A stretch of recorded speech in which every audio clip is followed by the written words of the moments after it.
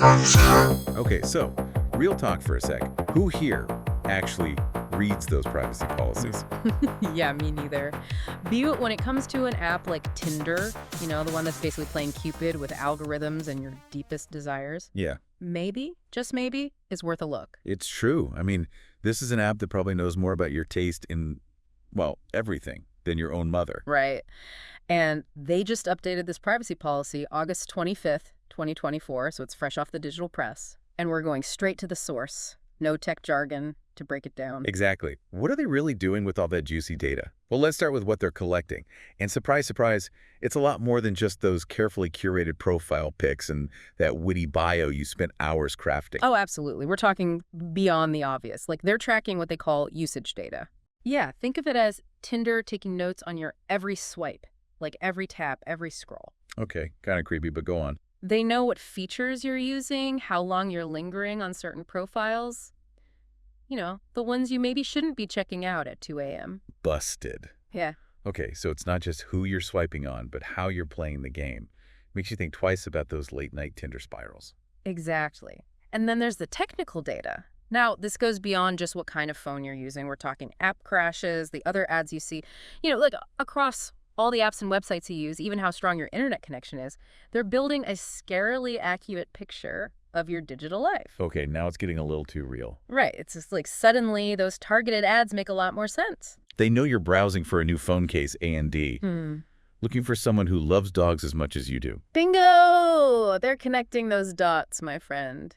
And let's not forget good old geolocation. Well, yeah. I mean, it's a location-based app, right? Sure, sure. But the way they're talking about it in this policy, it seems like location plays a role in way more than just showing you potential matches in your neighborhood. Ooh, okay, now I'm intrigued. What else could they be using our location for? Like, are they selling this info to, like, those guys who make those creepy targeted ads? I mean, it's possible, but think about some of the features Tinder has, things like Tinder Places or Passport. Remember those? Oh, right. Places where you could, like, see who else is at your favorite bar. And Passport, where you can virtually swipe in different cities around the world, for those of us who travel for love, or at least the hope of love. Okay, yeah. So they're using location data to power those features. Precisely. It's the fuel for those digital adventures. And then, just when you thought it couldn't get any weirder, we get to face geometry. Ooh, yeah, that one sounded kind of Black Mirror-esque. Right. It's like, are they building a digital model of my face now? Well, they say it's for photo verification. Which, on the surface, seems like a good thing, right? I mean, gotta weed out those catfish somehow. Absolutely. But even the policy itself admits that in some places, this face geometry stuff is considered quote-unquote biometric data, meaning it's unique to you, like super sensitive information. So while we're busy trying to find the one, Tinder's over here building a whole digital dossier on us. This is getting a little creepy, even for me, and I'm used to this stuff. But they're not just collecting this data, they're using it. But for what? Stay tuned, because we're about to dive into that rabbit hole after the break. All right, so Tinder's got this treasure trove of data about us, our likes, our dislikes, maybe even our deepest, darkest swiping secrets. But they're not just letting it gather digital dust, are they? Definitely not. They're pretty upfront in the policy about how they use this info, and some of it's not exactly shocking. I mean, they've got to use it to actually, run the app. Right, like make the whole matching magic happen. Exactly. Connecting you with potential matches, sending those all-important notifications, all the things that keep us coming back for more. Okay, that makes sense. That's the whole point of Tinder, right? Right. Like actually match with someone. But then they start talking about improving their service, and that's where it gets a little fuzzy for me. Yeah, improving can mean a lot of things in the data world. Think algorithms, AI, all that jazz. So like they're using our data to make the matching process even better. Exactly. They're taking everything, those late-night swiping patterns, your meticulously crafted bio, even those app crashes, and feeding it into this, giant algorithm brain. It's constantly learning and tweaking things behind the scenes. So it's not just about showing you more faces, it's about showing you the right faces based on, well, everything they know about you. You got it. They even talk about personalization, which basically means curating your experience based on what they're picking up on. So like they're playing matchmaker with a little help from big data. Kind of creepy, kind of cool. I don't know how to feel about that. Right. It's a fine line they're walking. But let's not forget the serious stuff. The policy also goes into how they use data for safety and security, both for users and for the match group itself. Which is important because, let's be real, online dating can be a minefield. You've got your fake profiles, your catfishers, your occasional overly enthusiastic messages. It's not all sunshine and roses. Oh, absolutely. And they acknowledge that, which is good. They Yeah. talk about using data to weed out the bad actors. Identify and remove those fake accounts, flag any suspicious activity. Like if someone's sending the same message to 100 people, that's probably not genuine. Okay, yeah, that makes sense. And get this, they're even sharing info across all their platforms. Wait, really? So, like, if someone's being shady on Hinge, they might get flagged on Tinder too. You got it. Remember, it's all part of the Match Group empire. Your data isn't stuck in just one app. Wow, so it's like a united front against dating app villains. Okay, I can get behind that. But we all know that data isn't just being used for matchmaking and fighting crime.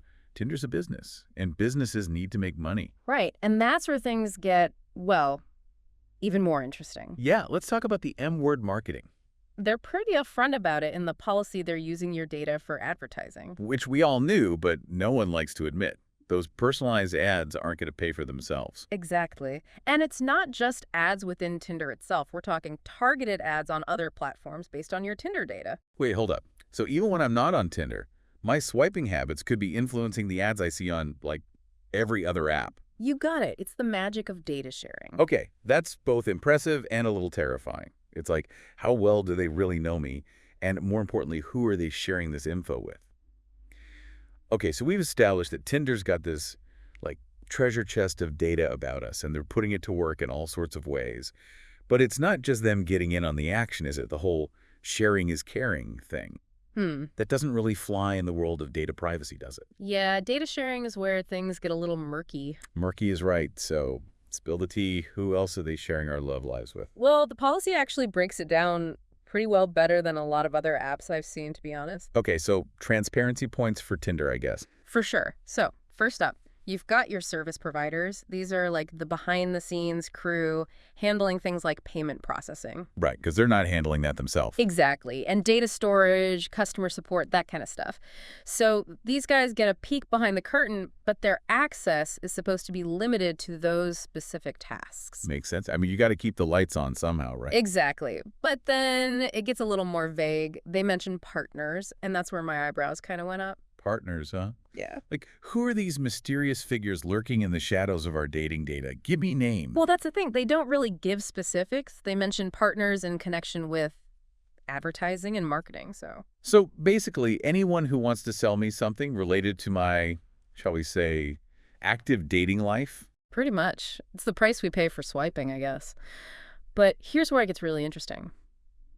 This data sharing isn't limited to just Tinder and their partners. We're talking international travel for your data. Wait, hold up. My data's packing its bags and going on a trip. In a sense, yeah, they're very clear that data can be transferred across borders, even to countries that might not have the same strict privacy laws as where you live. Okay, so if I'm in the EU with all those lovely GDPR protections, my data could end up on a server somewhere with, like, zero chill about privacy. It's possible. They do say they take appropriate measures to protect data, regardless of where it ends up, but it's still something to think about. Okay, so at this point, it feels like my data's got a better travel agent than I do. But on a serious note, this is a lot to take in. I mean, it's making me rethink my whole relationship with dating apps. I get it. It can feel overwhelming, but hey, at least they're being transparent about it. True, true.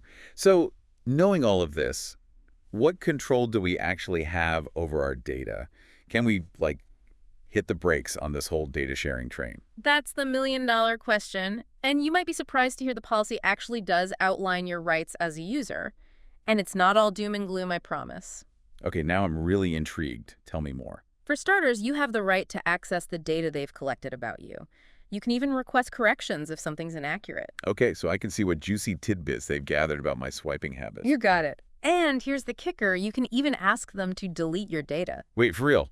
That delete my account button actually does something. I always thought that was a lie. It's not a lie, though there is a bit of a catch. Like most companies these days, Tinder has a data retention policy. Of course they do. There's always a catch. Right. So even if you delete your account, they might hold on to some of your data for a while. So even if I swear off dating apps forever, my digital ghost could still be floating around their servers. They do give reasons for this, though, like for safety and security, to prevent abuse, or if they're legally required to keep it. Yeah, that makes sense. It's a tough balance, right? You want your privacy, but you also want them to be able to catch those bad actors and keep the whole dating ecosystem, well, not totally toxic. Exactly. It's about finding that sweet spot. And honestly, whether or not you're okay with them keeping some data after you're gone, that's a personal decision. There's no right or wrong answer. It's true. Some people are probably like, delete everything. I was never here. And others are like, yeah, keep it just in case I decide to give love another shot. Exactly. But the point is, at least now you're armed with the knowledge to make that decision for yourself. And that's what's important. We're not just mindless swipers, right? We have a right to know what's happening with our data and to make choices that align with our own comfort levels. Couldn't have said it better myself. Knowledge is power, people.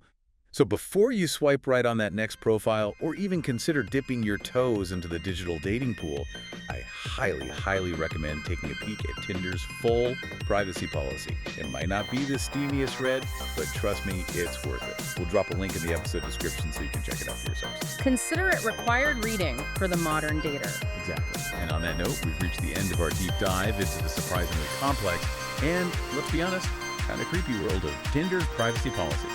Remember, folks, swipe responsibly both on the app and with your data.